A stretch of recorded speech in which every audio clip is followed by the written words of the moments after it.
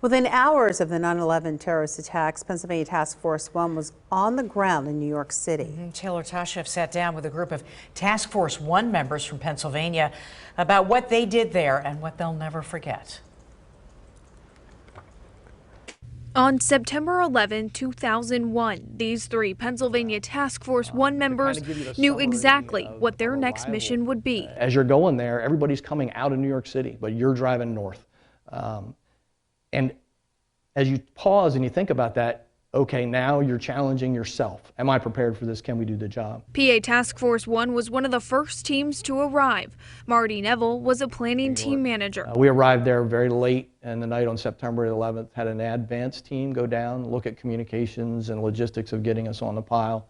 And then the morning of the 12th was our first physical activity with major rescue ops. But rescue turned into recovery. The next morning coming in, you would have people stopping you. Here's a picture of, my son. I think he was on the 30th floor. Please go find him. Michael Kurtz is a medical specialist. So the majority of the work up there when we got there, it was human remains. And, it was a challenge even doing that because they were, New York had their task force there and they lost quite a few members. We've actually trained with them. We knew a lot of them. The logistics of going through the rubble was so complex. George Lazorchek, a structural specialist, compared it to a Jenga puzzle. Like if you pull one piece out, is anything else going to fall down? And if the potential is there, basically to make sure that there are measures taken to mitigate that risk. The three men were there for the next 10 days. It reminded me of black and white TV shows because everything was grayed out because of all the dust. Which led to a lot of illness.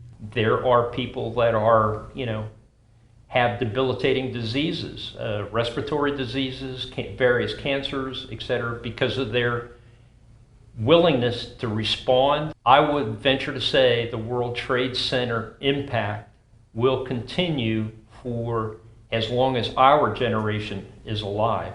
And for future generations, they want them to know about the sacrifice and bravery, and most importantly, to never forget. And as time has gone on, in the context of never forget, I'm constantly drawn back to, the life you touch today may change someone's tomorrow. In Harrisburg, Taylor Tashev, remembering 9/11. Well, we hope you won't miss our half-hour special, Remembering 9/11, Friday night at 7:30 on ABC 27.